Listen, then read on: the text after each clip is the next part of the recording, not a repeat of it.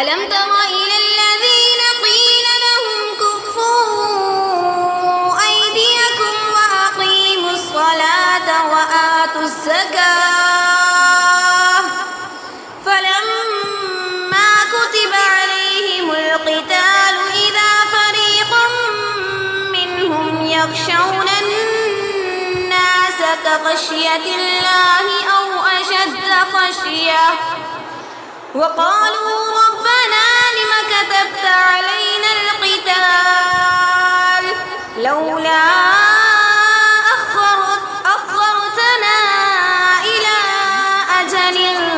قريب قل متاع الدنيا قليل والآخرة خير لمن اتقى ولا تظلمون فتيلا.